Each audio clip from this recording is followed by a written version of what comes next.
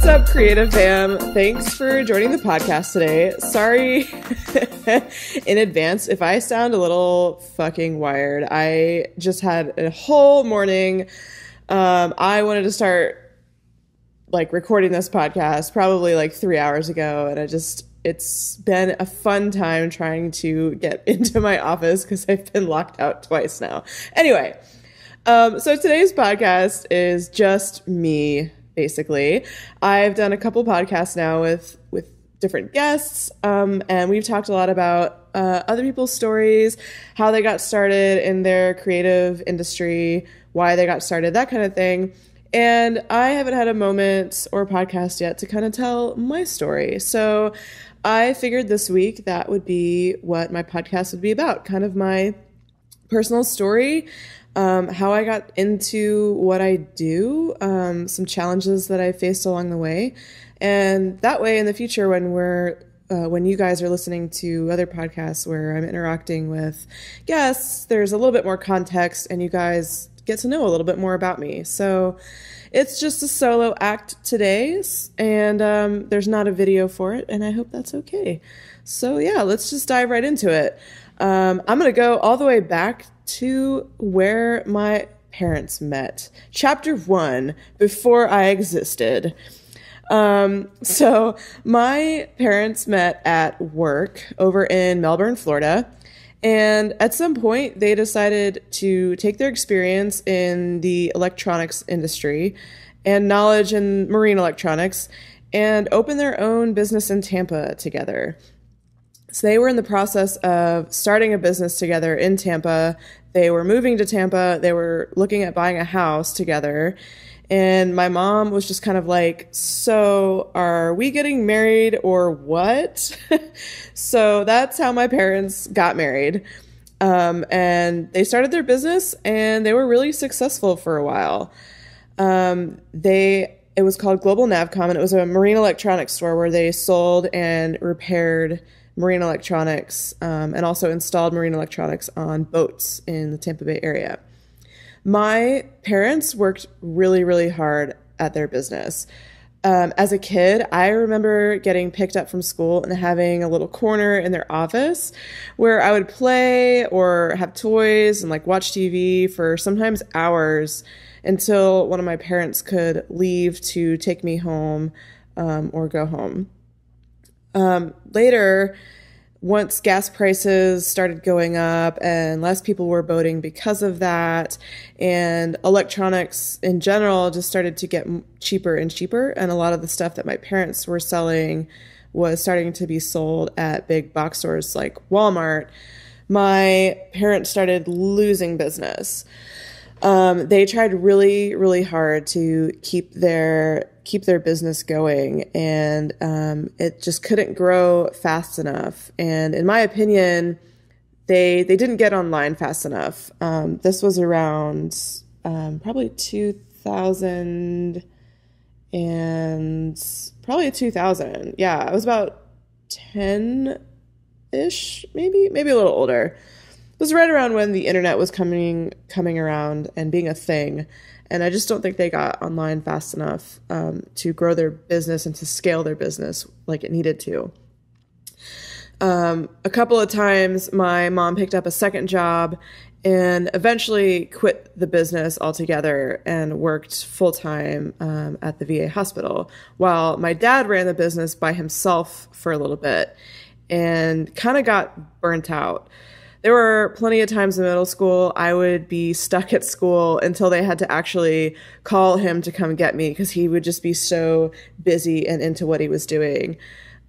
He would come pick me up and I would go back to the shop with him until late hours of the night sometimes. Anyway, the punchline of me telling you my parents' story is that growing up, I saw and witnessed my parents really work their asses off to have their own business. And I also got to watch them fail at their business. So through it were lots of arguments and fights and angst. And ultimately, I think I learned a lot from witnessing that and gained a really great work ethic through watching my parents growing up. So fast forward a little bit to when I was 12 and I started working. I started working in my dad's shop on the weekends or after school, mostly doing super basic like data entry stuff. And I think I was getting paid like $2 an hour. When I was 14, I got my first real job working at McDonald's. And yes, that was legal. There are some places that allow 14 and 15-year-olds to work, and they have laws like you can't work past a certain time. You can only work a certain amount of hours in a day. You have to get a break every 2 hours, that kind of crap. So I started working at McDonald's when I was 14, and I worked there for the next 2 years, making, I think I started at like $5.15 an hour, and then by the time I left, I was making like $6.50 an hour. And at the same time in school, I had started a band, like a little punk rock band with my friend. And we really needed a PA sound system. So I saved up enough money from that McDonald's job to buy one from a pawn shop for, I think I paid like $600 or $700 for it. And it was a nice sound system. It was a professional one. It came with microphones and 2 speakers with stands and this huge soundboard that like folded into its own amplifier. But it was a huge moment for me. I was 15, and I think it was the first moment it felt like I had saved enough money to really invest in something that I really wanted and needed. In order for that band to be successful and play gigs, we really needed that sound system. There was no other way anyone was going to hear the vocals, other than that sound system. I kind of felt like a rock star purchasing that. It was kind of a great moment. So a little while later, now I'm 16 years old. Hold on one second. I need a drink. Now that I'm 16, I quit my job at McDonald's because I was in high school now, and for a moment, I was like, I want to focus on school and extracurricular crap or whatever. But shortly after that, I wanted to work again because my afternoons were quite dull. I didn't have any money to do anything with my friends, and my parents have kind of always, like I said, I got a work ethic from my parents. And so if I couldn't just come to them and be like, hey, can I have $100 to go do or buy whatever, they were like, get a job. So I got a job at Target during the holidays, and then after the holidays passed, they hired me to stay. So I worked at Target for like 2.5 years as well. So during high school, I worked at Target. I didn't really partake in any extracurricular activities. I was too focused on, I had like a serious rock band going. I was working. I had a really kick-ass boyfriend at the time. So like, why the fuck would I want to join Key Club or whatever? I was really enjoying my free time with my friends, my boyfriend, and having a good time in this band that I was in. Honestly, we had something great going. Like, we got to the point of doing like little mini tours in Florida, and we had a CD that we recorded and produced and got professionally printed. It was pretty fun time. But the other thing that I did fall in love with at this time was film production. The only technical training that I've ever had really was in high school, where I was in the TV production program for 3 years, and even spearheaded this really interesting cooking show collaboration class with the culinary program, where we would film. Basically, it was a cooking show, and I would edit it and direct it. And it was really fun stuff. It was something really different that I don't think any other public school, at least in the area, was doing. And it was really great to kind of spearhead that class and be a part of it. So high school, I think is really where I found my passion of film production and TV production, even if I didn't fully realize it at the time. I think I knew that something was there. I even wear my class ring still because my class ring has a video camera on the side of it. And it's just kind of a nice little reminder that I found that passion so long ago. Even though it's not that long ago. It was like 13 years ago. So, sorry, I'm drinking a Magic Hat while I'm recording this.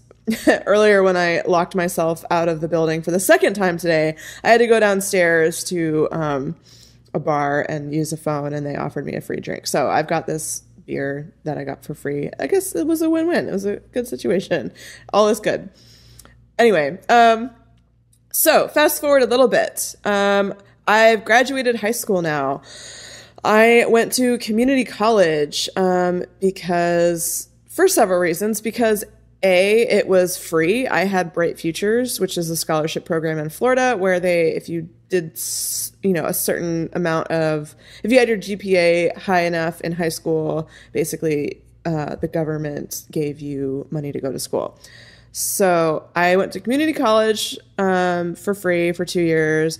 And then I also, while I was there, decided that I was going to go to school for architecture because I've always loved both math and science, but also art and creativity. And I found architecture to be a possible mergence of those two things. And it definitely is. That's basically what architecture is. Anyway, so that's what I went to school for. I get fired from Target for something really stupid. The kick-ass boyfriend breaks up with me to be with someone else. And I am back to living with my parents. Like, yay, super fun times. Shortly after all that happened, I get a job at IKEA, which was amazing. To this day, I had such a great experience working there.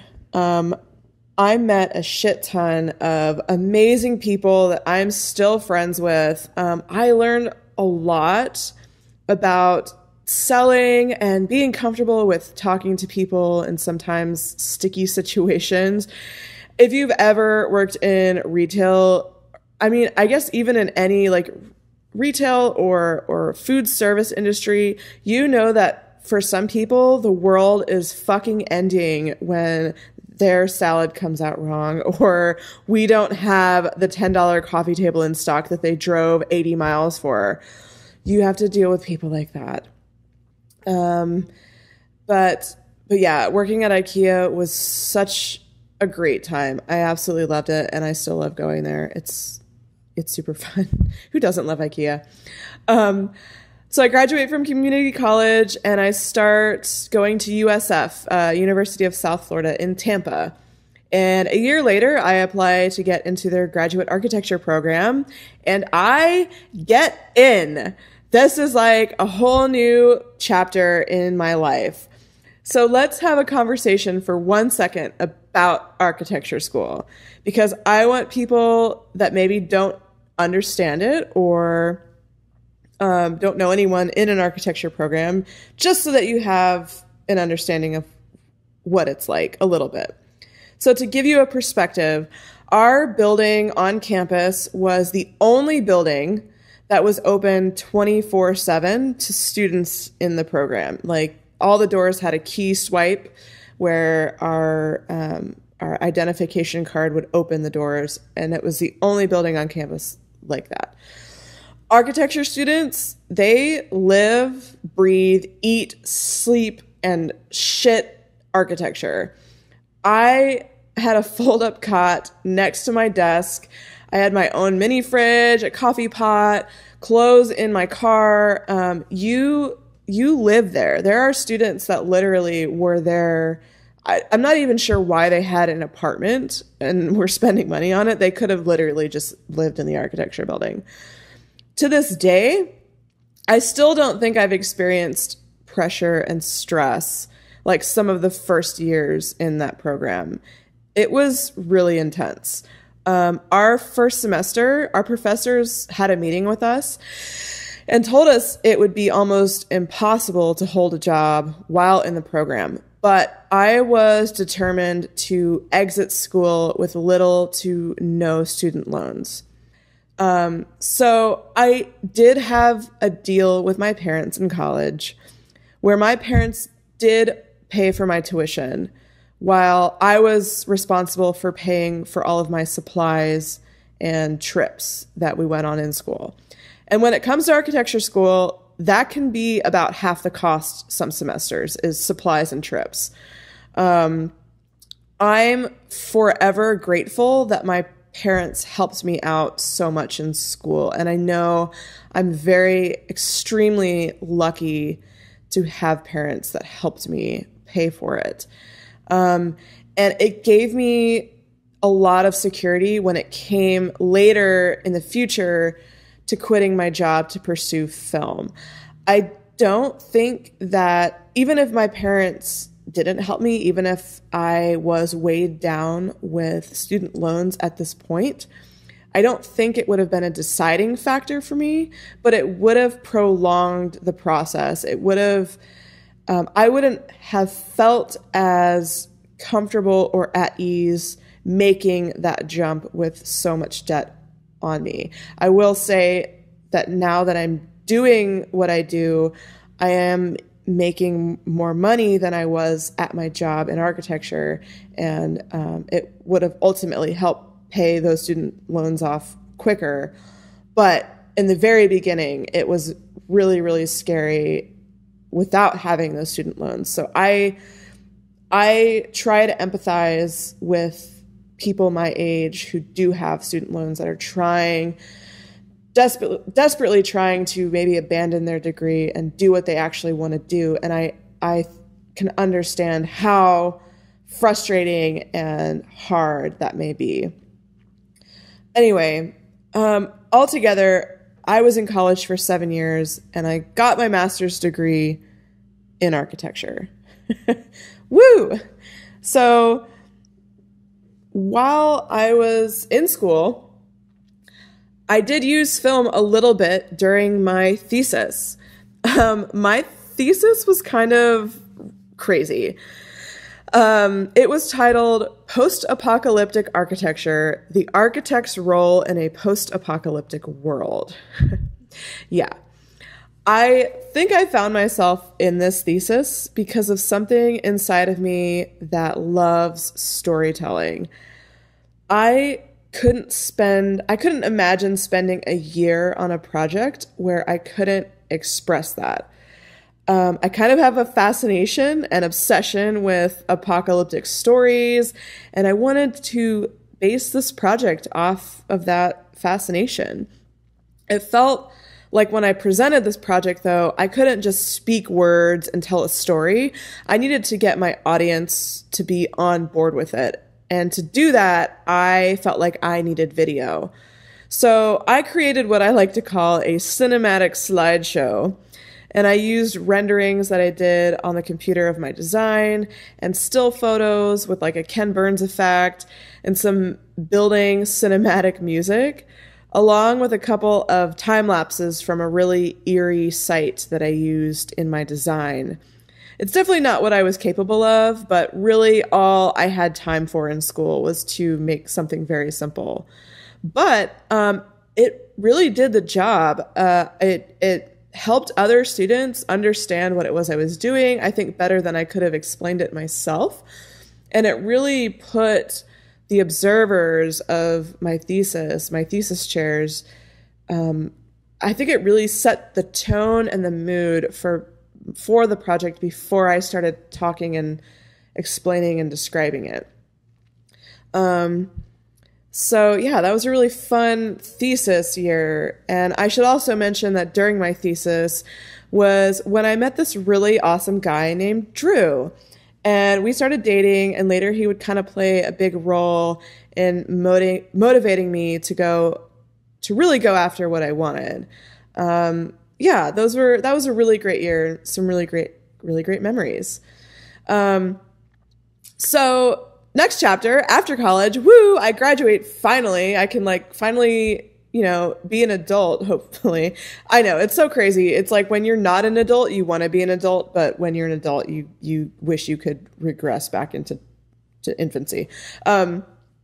So before I started looking for a job, I decided to go on a little hike. And I hiked 300 miles of Virginia on the Appalachian Trail by myself. And that was a crazy experience in so many ways, positively crazy. I think the biggest takeaway from that experience was really experiencing the genuine goodness that exists in people. Like, when I would tell people I was going to do this by myself, their first response a lot of times would be, "Oh my God, are you taking a gun?" Or some other crazy comment concerned about my safety as a female alone hiking in the woods. It's amazing to me how horror movies and media stories have given women kind of a horrible perspective like that, like walking somewhere where there's literally no people, is a dangerous scenario because something's going to come out and like rape and murder you. Yeah. It's instilled in a lot of women's minds like that, but there honestly wasn't a single moment on that trail where I felt in danger. I was alone during the day, but at night when I would come into the shelters, if you know anything about the Appalachian Trail, there's these shelters along the way that are like these 3-walled, roofed places with an outhouse sometimes, most times, and also places for people to set up tents. And it's so that the majority of the trail stays clean. So I would land there most nights. But I would make friends at night in the shelter. I would meet people from all over the country, even all over the world in these shelters. I would hitch rides from people into town to get groceries or to take a shower somewhere. Like I stayed in people's basements to sleep in a bed. And I really experienced nothing but kindness along the way. I even remember one morning in the Shenandoahs, this guy shows up to the shelter in the morning with a cooktop stove and made everyone eggs to order, which is pretty much the equivalent of like a lobster dinner on the Appalachian Trail. Like he just parked his car a couple miles up the trail and walked up to feed us for no particular reason whatsoever. So after working in retail for like 8 years during college and basically hating people from that, I really needed to see the good in people. And that was such a great experience. And I'm so glad I got to do that. So I get back from hiking and I start looking for my first adult career job. And also at this time, Drew and I move in together and we get a kitty cat named Lulu. And I basically start feeling like I'm finally building this like little perfect life. I get a job as an architectural intern. I start making grown-up money and I start working the 9 to 5. For about a year, I was pretty excited about my job and I was learning new things. And I got in a position of working on designs with the principal architect in a pretty large firm, about 70 people or so. And I physically got to work right next to him and it was great. I learned so much just from like taking my headphones off and like listening to him on phone calls with clients. It was really great for that first year until I stopped learning, until I felt like I kept pushing the firm to do more and more for their interns and to let us go on site visits and give us more challenging work. And that just never happened, at least while I was there.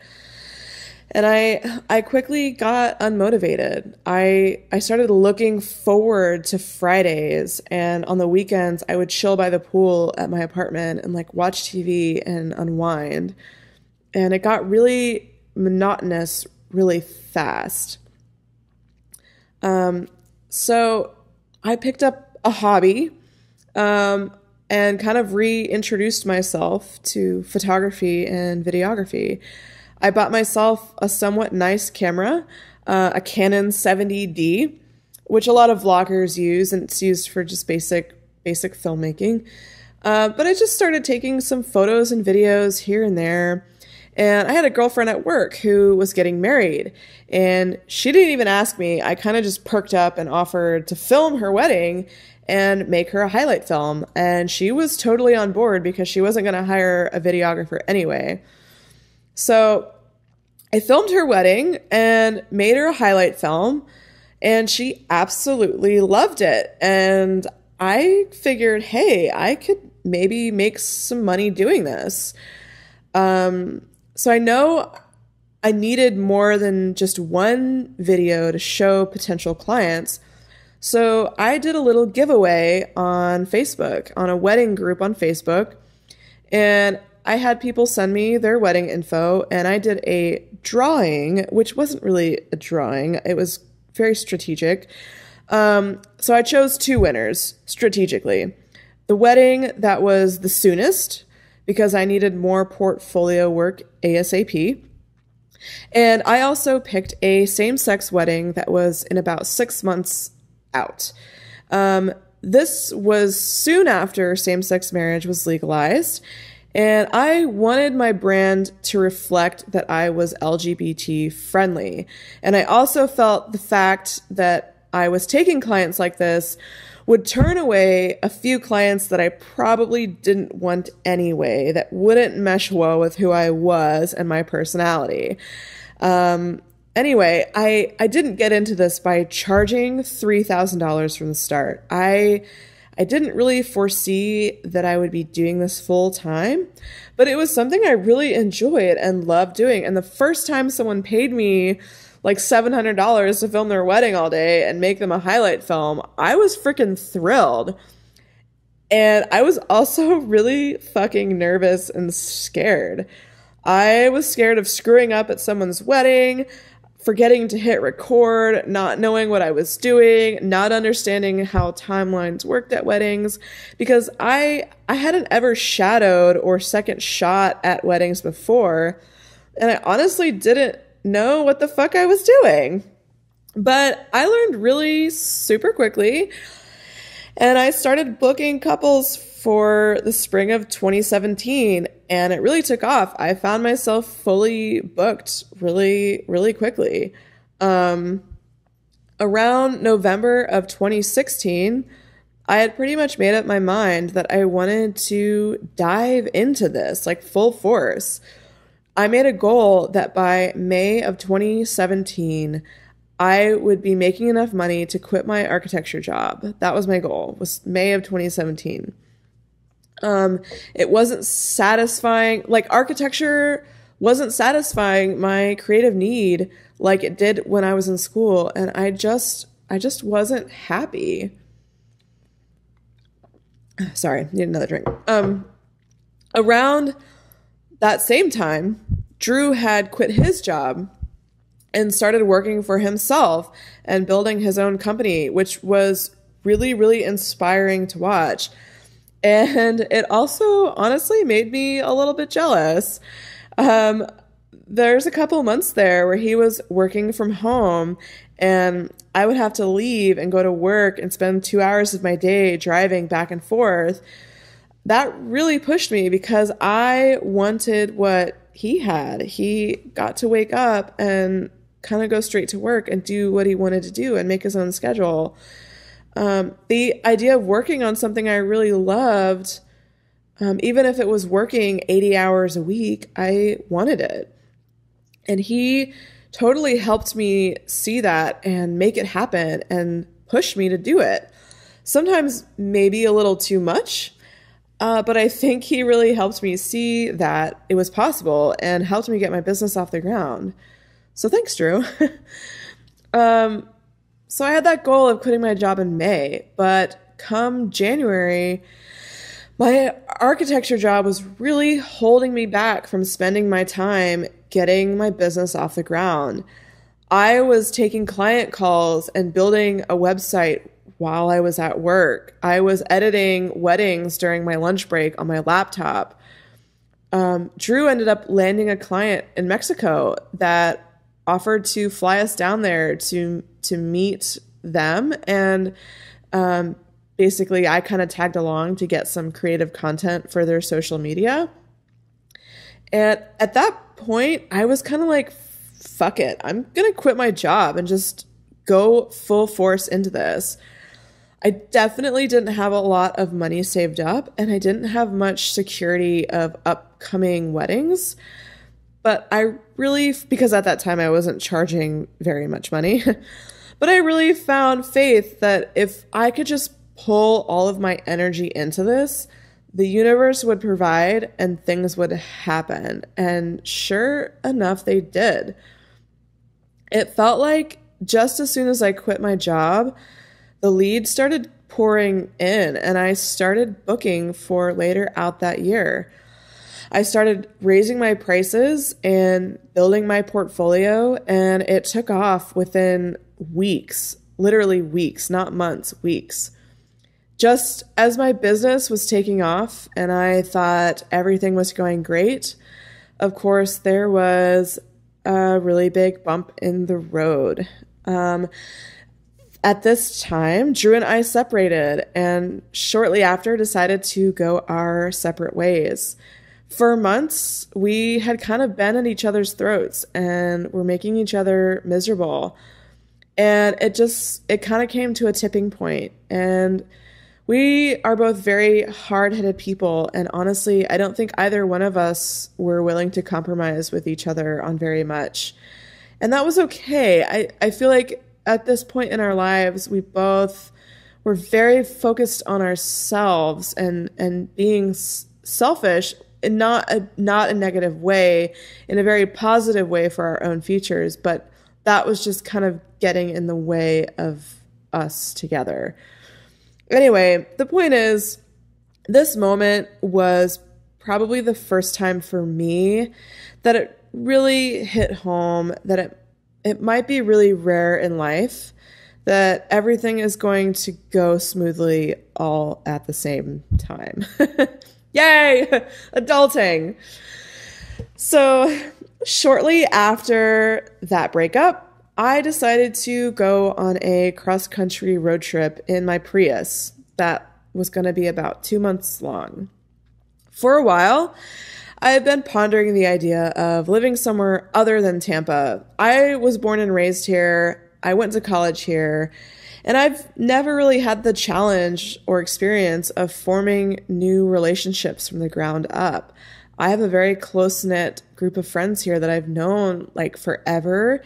And I live somewhere where I can go to the grocery store and basically like run into somebody I know. I believe living in a new city is an exercise in personal growth. And now was my opportunity. I figured I'm single. I have nothing holding me down. I don't have rent because I had moved back into my parents' house. Like, I have nothing to lose. So I figured what better way to find my new city than just visiting all the ones that I had on my radar and seeing which one felt right. This was in the summer, so I didn't have any weddings booked because it's Florida and it's off season for weddings. It's just too hot. So I figured I could still edit the weddings on my plate while I was on the road. I didn't need to sit at home and do it. So I left. I went to Austin, San Francisco, Portland, Seattle, Denver, along with some amazing national parks like the Grand Canyon and Yellowstone. And it was truly a life-changing trip in so many ways. So this kind of chapter, kind of the last chapter of me talking, is basically my current chapter. I didn't start this podcast to tell anyone how to do anything or to claim that I know what the fuck I'm doing. I am in the middle of this. I am not by any means successful. I am working on it. So I feel like that's valuable information for so many people because we have so much content from people that are successful, that have made it, that are basically telling their story from the past, but I want to tell my story from the present because I am in it. I'm in the process of trying to get my shit together. And I want people to know that that's okay, and relate to that experience. So yeah, this is basically my current chapter, basically where I don't know what the fuck I'm doing with my life. So during my road trip, I fell in love with Austin, and I have been back several times since that trip. Admittedly, part of that being because I met someone there, and we've parted ways since, but he really helped fortify the excitement and enthusiasm that I have towards Austin. I really got to experience that city from the perspective of someone that lives there, not from someone visiting. And I got to see how genuine the people there are and the potential of living in such a creative place. I really felt like you can see it when the 2 hurricanes came through this summer. We had one hit Texas and we had one hit Florida. And the news stories in Texas were of all these people just helping each other, just sacrificing so much of their time and energy to help their fellow neighbors in Texas. And then the stories in Florida were of like the one lady at the grocery store that stole all the water and the flashlights that she didn't need. Like you could really tell the difference in people from that occurrence. Anyway, moving there is still a big uncertainty for me. If you work in the wedding industry, you understand that you can book a wedding that's a year or more out. So for me, I'm currently in the middle of a fully booked season for about the next 4 months. My current predicament is figuring out when I stop booking weddings in Tampa and trying to book them in Austin. Do I wait to move until I have enough booked work out there? Do I move out there while I still have weddings in Tampa, or I'll be traveling back and forth nonstop? Do I contract the day of filming out to another videographer in Tampa who will then send me the footage to edit while I'm living in Austin, which seems like an expensive choice, especially when I have such little work out there as of now. I'm spending a lot of money advertising in Austin and doing expos, and have gone out there several times and networked with other industry professionals and vendors. And it's just been difficult getting my name out there. I also keep asking myself how badly I want this. Is it worth it? A huge part of me also feels like I'm on track to be highly successful in Florida. Florida could bring me a lot of opportunity in the film industry, and I'm not just talking about weddings. I absolutely love what I do, don't get me wrong, but weddings aren't the end goal for me. Filming weddings is giving me great experience, and it's helping me understand my creative potential and style, and it's helping me get out there and do what I love. But ultimately, I want to be filming, directing, editing, documentaries, movies, music videos, and some other genres I'll keep to myself. For me to move to Texas because of a good wedding industry could potentially be a step in the wrong direction for my ultimate goals, but at the same time would allow for the personal growth that I crave. Yeah, like I really don't know what to do, but I feel like at this point in my life, I literally take everything week by week, day by day. In the past 8 months of my life, literally every week has held something different for me. Not necessarily good or bad, but just uncertain, unplanned, and new. For me to say right now, in 3 months, I'll have blah, blah, blah figured out is crazy.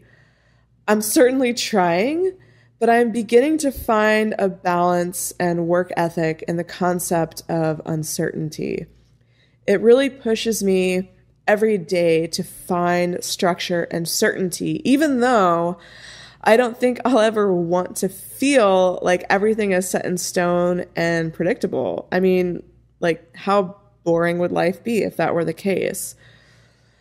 At the end of the day, having faith that I'll be okay and that the universe will provide, and knowing that this is one long journey that I've only just begun is kind of what keeps me going and hungry. What keeps you going and hungry? You have to find that for yourself, and it's different for everyone. Maybe certainty and predictability is what keeps you going. But you really have to explore your potential to find what motivates you. So anyway, yeah, that's basically kind of the synopsis of my life and where I'm at now and where I see myself going. And I think it would be a great podcast to do maybe one of these every 6 months maybe or so, and like update you to where I'm at. I mean, who knows? It could change. My life could be completely different in like a freaking month. But I really appreciate if you've listened this far and heard my story. And now hopefully you have a little bit more context in the future when I do have guests on the podcast and we kind of talk about maybe some more in-depth raw stuff, and we can have a dialogue about that. And yeah.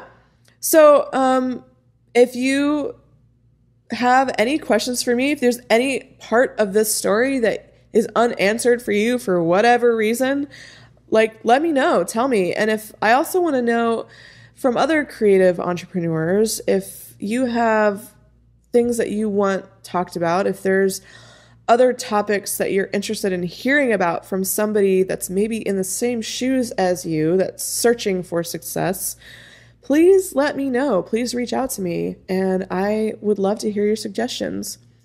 Anyway, thanks for joining me on the podcast, guys, and I will see you next week. Bye.